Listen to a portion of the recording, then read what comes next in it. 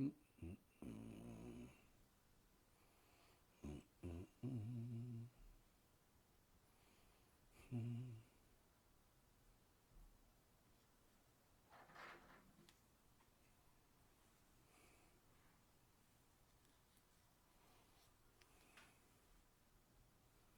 Ooh, what's going on?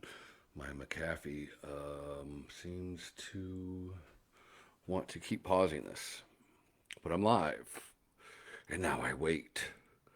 Are people out there in live land? Are they? Are they? We'll see. Frankly, I'm not gonna. I'll probably just smoke on a joint while I do this, as no one's watching, because I'm really high already. Because I woke up at 4 a.m. Wasn't a lot to do. Not a lot of good programming on at 4 a.m. on a Sunday morning. Some church, and a lot of car dealership infomercials. So I smoked a little, made some coffee, took a little nap while playing a Modern Family rerun for about 20 minutes. Then I've been up. And then around almost 7-ish, I crept into my bedroom where all the dogs were in bed with Diane and slyly whispered, "Are you still sleeping?" Which, of course, "What's up, Mr. Weichman? How are you, sir?" Mr. Willie. I just discussing waking up at 4 a.m. because that's my new normal. And then I waited till almost 7, and I walked into my room and quietly asked my wife if she was up, which she was, of course. And then we kind of hung around, and I've just been high. So um, I'm going to smoke a little bit of this weed during church, a little bit of the sacrament, you know what I'm saying? But I don't know I'll smoke the whole thing because I'm pretty fucking high already.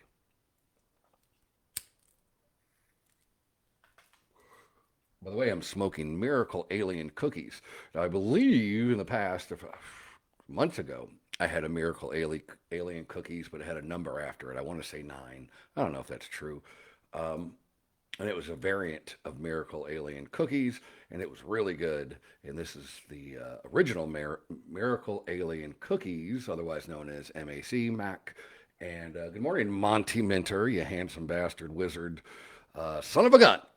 And tell me, Monty, I've been seeing you do a podcast now. I don't know what the hell's going on. And then I saw the least we could do is Talking Beards. You guys on Talking Beards station as well, Monty. I don't even know why I was going through and saw either or you had posted from you doing a live video or doing a podcast, and I'm missing. Maybe I'm not. I don't get the emails anymore. I don't know how I'm missing out. I did notice though. Last week I got my or today I got my screen time for last week, and it was down 30%. I was pretty stoked with that. So anyway, it's Miracle Alien Cookies, the original, about 21% THC, smells funky, tastes funky, disrespectful. It's all the things that I like, and it gets you fucking baked. It gets me baked as shit. That's why I'm saying I'm already high. So I'm like, since it's church, Old Testament stone. Do you know what I mean? No, because then I'd be dead. But for lack or for trying to use a story based on religion, that's what I went with. I don't know if it was very good or not, but what are you gonna do? So, well, anyway, man, I'm really high already. I've been smoking all fucking morning and since like 4. Uh, and I'm still smoking because it's strain on society, Rip Hall, and I feel like well, let's be honest, I was gonna get high anyway.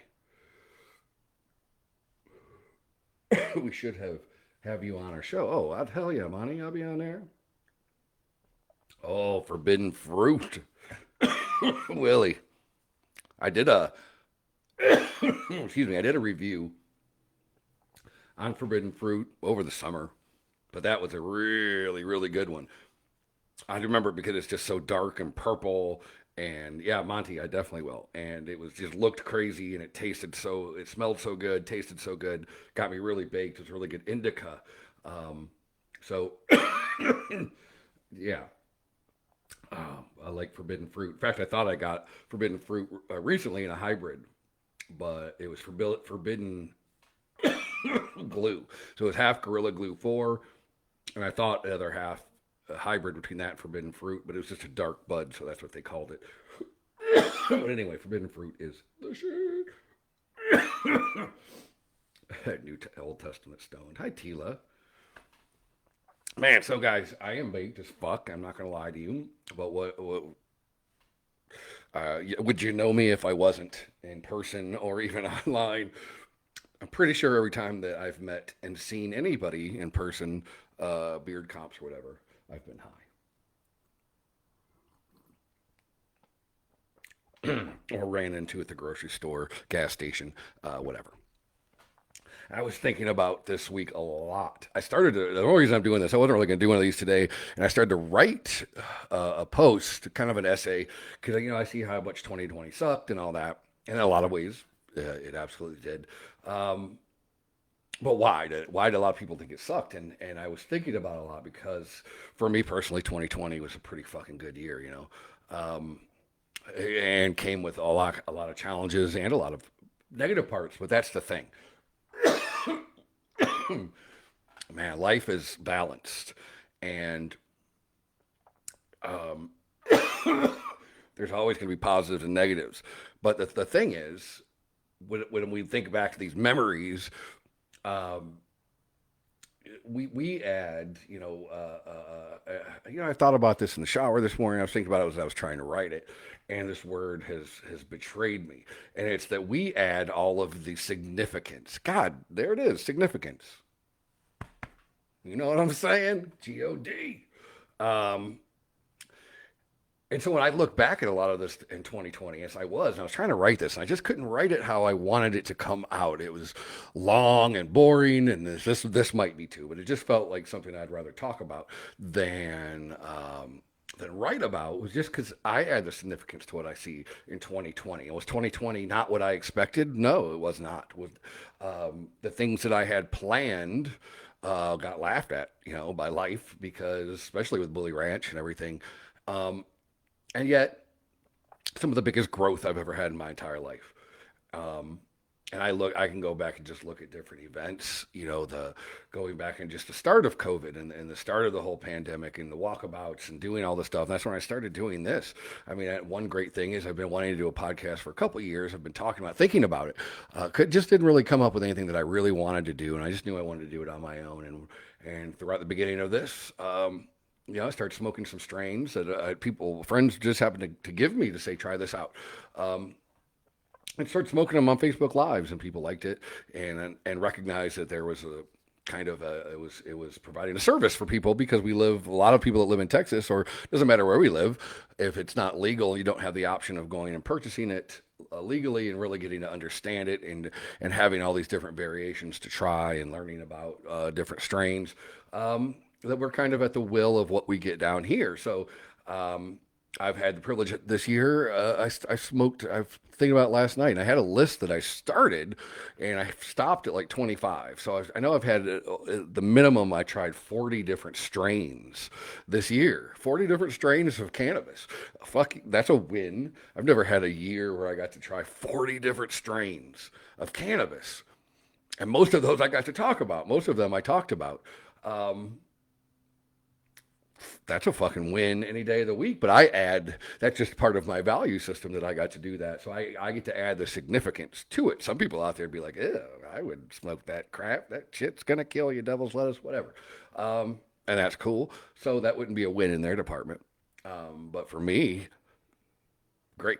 And the fact that I started doing this that I'd been wanting to do, and it kind of popped out of nowhere, which is how some of the greatest things in my life occur, is they come offhand, off the cuff, because it's just my natural. I'm just doing what's my values. I'm following my values. I am um, value driven, what pleases me and gives me joy is what I do and what I want to go. Thank you, Tila. Green Crack, Doug, had that too this year. Fuck me. That's one sativa that I found I wasn't very effective at creating content, be it writing, even recording this. There's a reason it was called Green Crack, and that shit gave me. I was up early. Boy, I had some energy that morning. It was great. So that was I loved Green Crack, and just thinking about this year. So those goals, I got goals that I had set that just naturally occurred because of the pandemic.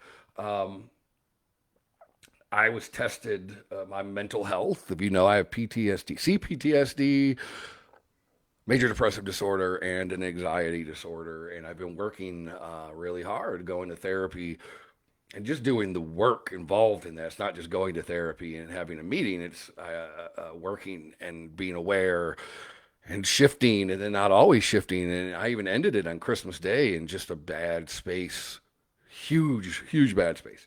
Um, and I can still see the blessings in those. I look at that and it sucked and it's hard, and I experienced less of it in a pandemic with the quarantine, with two streams of income down. I had more peace of mind this year, and that's only because of the work. You know how I was able to shift my perspective, and that's what I kept my focus on. You could say, the significance I gave to my mental health was great. Like it's important to me. I made it important. And for several years now, I've been making it a priority in my life, and I'm seeing results. And it's taken years, a lot of them, to get some of the peace of mind that I never had, a deep, profound sense of it. And I want more of that from everything I do. That's ultimately why I'm doing it. You know what I mean? Dak. Oh shit! What's up, my homie? Dak, if you guys are watching this to see, Dak is the owner of the and founder of the new game, and where he's luckily allowed me. I've coached on and allowed me to facilitate, and just we help talk, and we brought a class from St. Louis down here. But yeah, I was just talking to Dak about what 2020 could look like and how hard it was. Me and Dak had conversations, rooted in areas like, what if some shit goes down? Like, what do we do? What's our team? What's our plan? You know what I mean? Um, and that was just a crazy part of this year that we had that conversation. Me and Dak, who spent hours writing syllabus and curriculum for classes, for growth classes and leadership classes.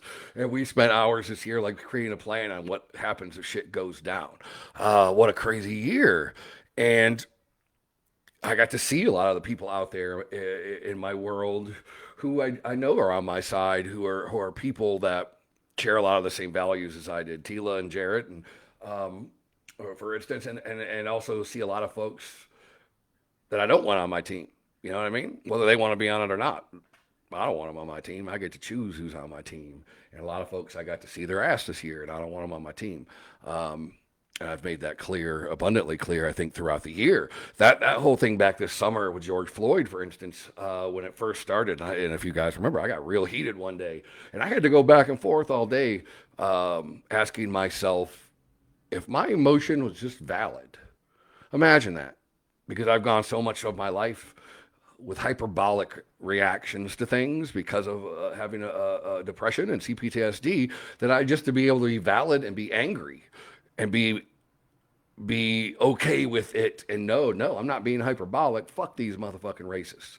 And it's not even fuck these racists. It's fuck racism. Racism is a belief system. It's not who somebody is. And I have to remind myself of that this year. What a great opportunity to remind myself of that. And I still go back and forth, and I still don't mind being angry over over racism and racist shit.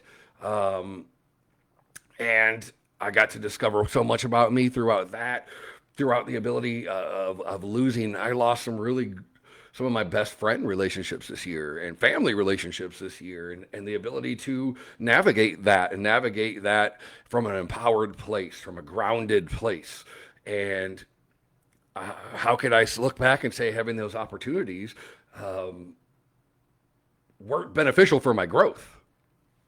I can't because they were hard lessons. They were challenging lessons, and I had to be reminded. I was reminded. Life reminded me several times that feeling alive and vibrant doesn't always necessarily mean feeling passionate and good, because through grief, through anger, and all that is still life. And having that course through my bones, where I tried to spend so many years being numb, being fucking numb, because I was too scared to go high or too low because it was dangerous to me and the things around me, those around people around me, environments around me. And to be able to get to a place where I could have valid emotions and feel again without them being hyperbolic, without breaking anything. I did feel at times throughout this experience in this year, I felt violent. I felt like I would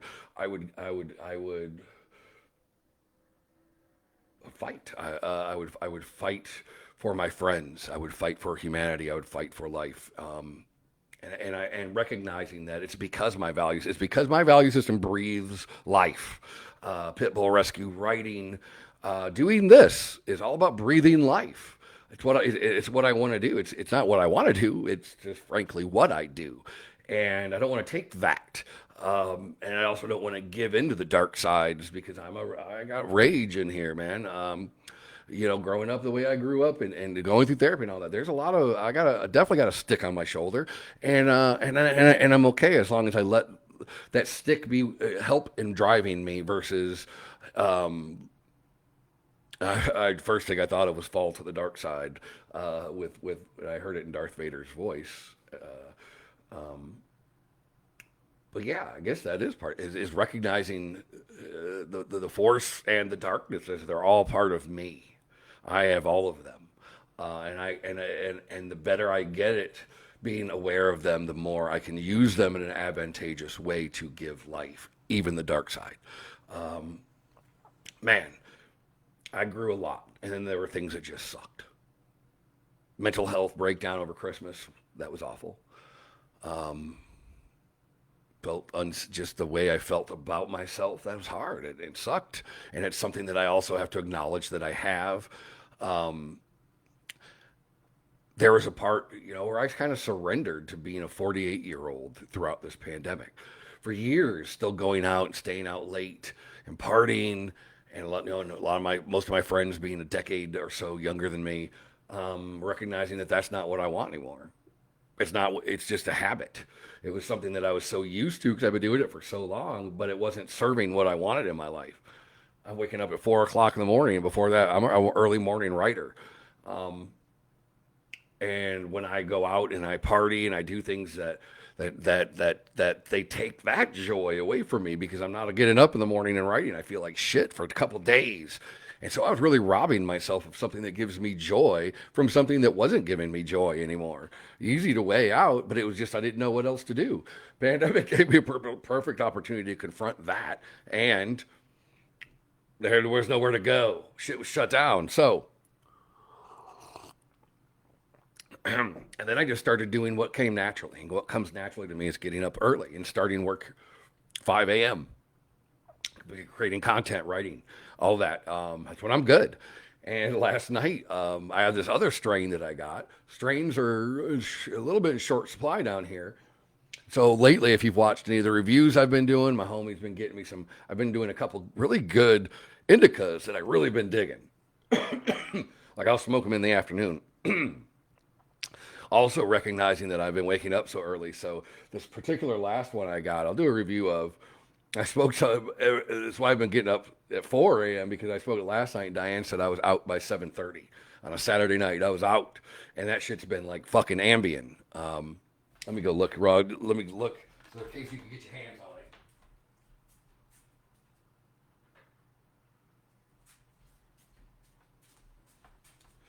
it. You probably won't be able to read this because it's sloppy in my handwriting, but it's a grease monkey.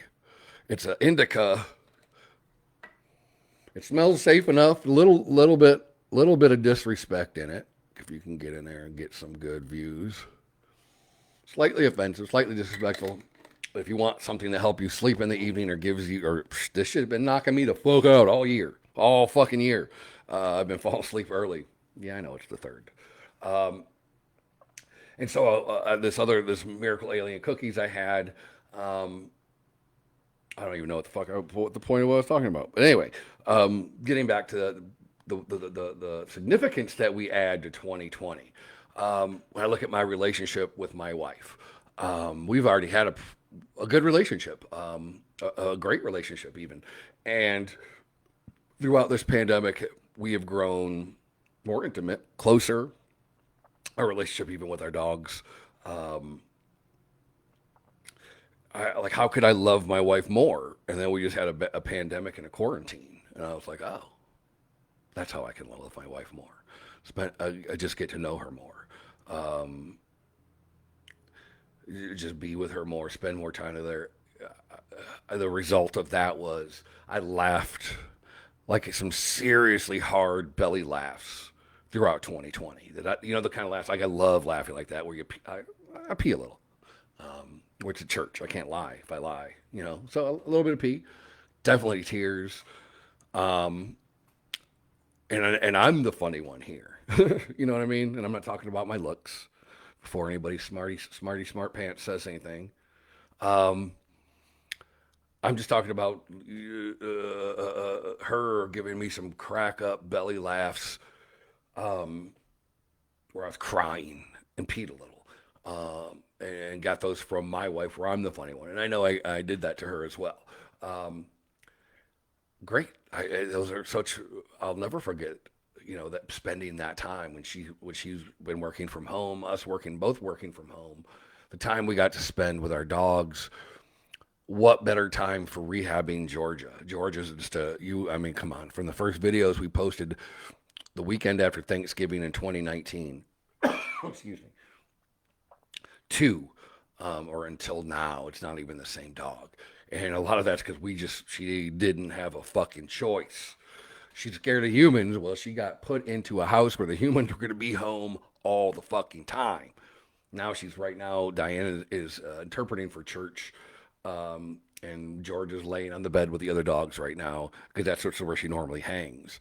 Um, I was in bed earlier today. She goes in there and gets on the bed when I get up, and petting her happens every day now, just laying in bed. All of us, all the dogs, and us laying in bed, petting her and stroking her. And she's not snuggling with us yet, but just the fact that she's in our bed, she jumps up in our bed and lets us pet her, and she falls asleep. And her and Diane were playing this morning, playing tug of war, and she's playing tug of war with the other dogs. And um, that's because we got to spend so much time around her and be with her so much. And she just had to be, she didn't have a choice in the matter. We talk about our training program. You will love me, damn it. Well, she could love us or hate us. She had to, and it goes back and forth. She's balanced.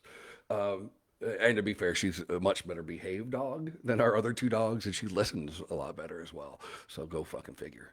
Um, I started working out again. I started seeing a nutritionist 2 weeks before Christmas started, and for me it was.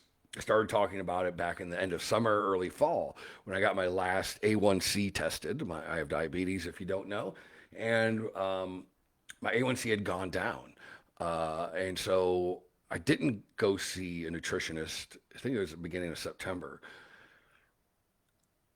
because I thought, okay, I got a handle on this. I don't need to do that. And come 3 months later, when I got it ticking again, I do it quarterly. It had gone up a little bit, and so then I surrendered. I surrendered to this. I applied the same things I apply to mental health. The same tool. Okay, well, I had to go somebody outside of my wheelhouse of expertise. So I did it. I'm seeing a nutritionist now, and learning about food more than I've ever in the first 2 weeks. Um, I learned more about how food, the physiological effects food has on our body and all that, and what it's like with diabetes. And started keeping a food journal and doing this homework on it, and it's really in depth, getting into the stories with food, and I'm loving it. And I'm down. My blood sugar levels have dropped, except over the last week or so, because I've had a lot of candy. Like, well, of course, I'm going to pick. Hey, good idea. Start doing this 2 weeks before. And the bonus of that is okay, cool. I'm learning, and there's definitely going to be a learning curve because I didn't create this in a night or a day or a month. It's 48 years, and learning and becoming aware and adjusting just is the same process going through mental health, personal development. Those growth is allowing myself to just be and learn and not and being urgent without being disrespectful to myself. I just started thinking about my father teaching me how to drive a stick. Um, and yeah, and to not teach myself, not treat myself like that. Uh, to be gentle with myself, allow myself to be human, allow myself to be flawed because Jesus. Jesus. I am a flawed human being. And surrendering to that more and more, and I did more so this year than I probably ever had. Um, Not only seeing a nutritionist, but getting back into an exercise routine, buying resistance bands, um, and start doing it consistently. Um, and now mixing that with understanding nutrition more, and just like with understanding how my neural pathways worked, how all of that stuff works, and has helped me visualize and understand. When I understand more of what's happening and understand the science behind it, then it just affects my awareness of it. I can visualize what's changing, what's happening, and that works for me.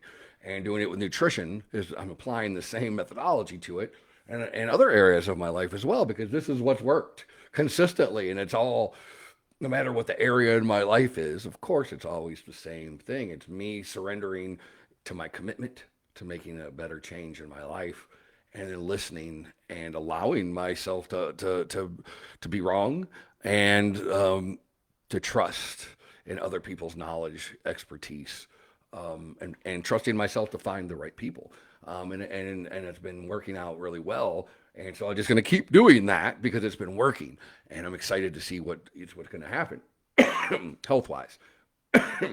As long as I keep, as I remain committed to this journey of, because none of my other goals matter if I'm unhealthy, none of them.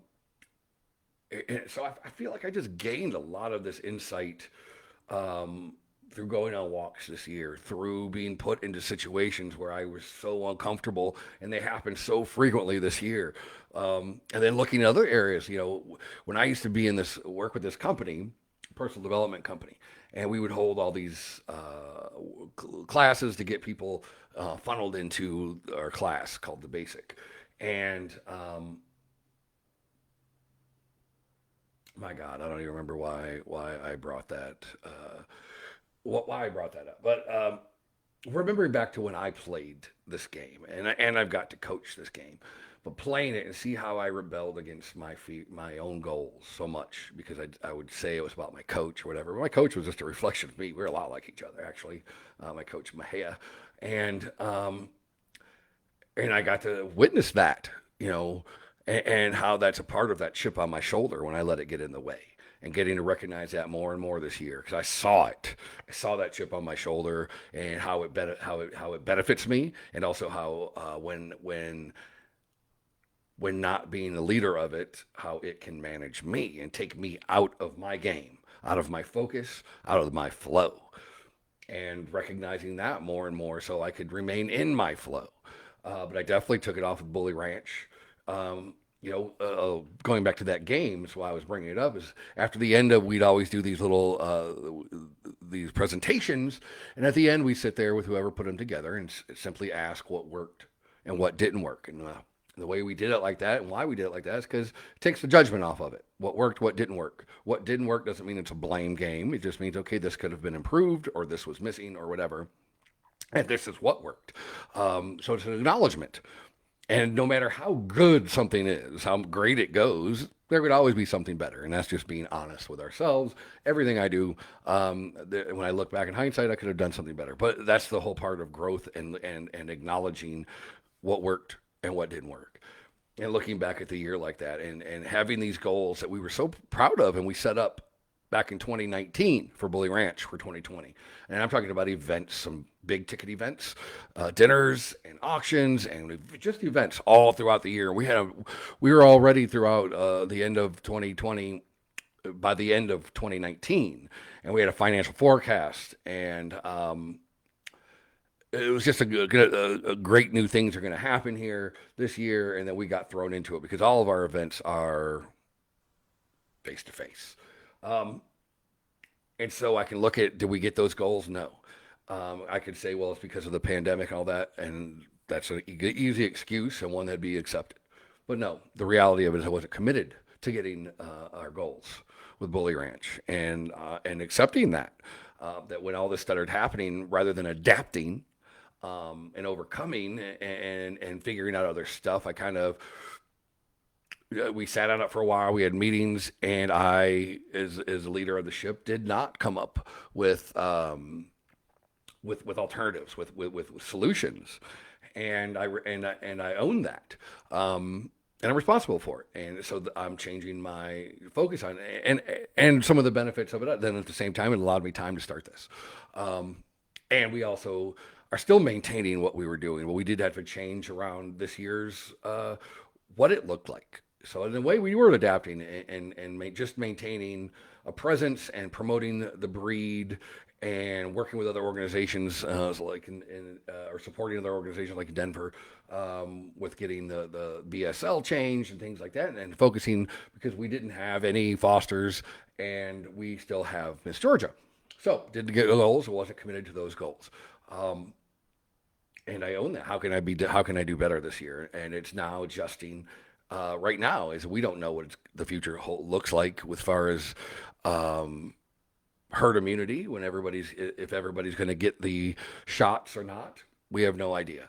So we can't start planning events again, but we can start planning online events, and so that's what we're looking at, and having fun with it again versus being uncomfortable, having an obstacle put up in my way and letting the obstacle win. The obstacle enrolled me, and it did. And I can go back and look through all these things through the year through that lens, and I get to apply significance to what everything meant. And if we all get to do that, man, I certainly want to make things significant that benefit me, that benefit more peace in my life, and the more peace I have, the more peaceful I can be, and that flows out like ripples, like we talk all the time. So this is my service today. If you look back at your 2020, you get to decide, was it good or bad or both? Balanced. Mine was balanced as fuck, and I'm pretty stoked about it, actually, and that's just the significance I'm putting on it because. When it all said and done, no matter what your goals, no matter what you want, no matter what you did, if you're watching this and you're going to watch this later and you're standing here listening, watching, you're here. And that's awesome. We all made it through a global pandemic. A lot of people didn't. And we're still here. And we're still going. Still have goals. Still want to impact my community. I still want to leave a lasting legacy, and I will continue to do that, pandemic or not. And that's how I feel going into this new year. So, and for me personally, that's just how I'm choosing to see 2020, and that's the significance I'm adding to it. Thank you guys so much for watching this. I had a lot of fun doing it. I'm excited that I got to do it. I think I got everything out that I wanted to write. Hope it wasn't too boring. Hope you guys feel me. And we'll see you guys maybe next Sunday. This Wednesday, my newest episode for the year is coming out. I'm going to be interviewing Jasmine Like the Flower, a local artist. And it should be a lot of fun. I don't even really know her. I met her at an event towards the end of the year when I was looking for one last Christmas present for Diane. And she had some really cool glass bongs as part of her display and her setup at this event. And we started talking, and she's super cool. So I'm excited to have Jasmine Like the Flower. That's how she's in my phone, because that's how when we met and introduced ourselves, she said Jasmine Like the Flower, and I like the way I just like that. Anyway, so that's going to be on Wednesday, dropping on Wednesday. Thank you guys a lot. Welcome to the new year, 2021. If you guys were watching, listening. Fantastic. Love y'all, man. This is fun. Everybody should have one. as long as you keep watching mine first. But whatever. Smoke cannabis. Do great things. Peace out.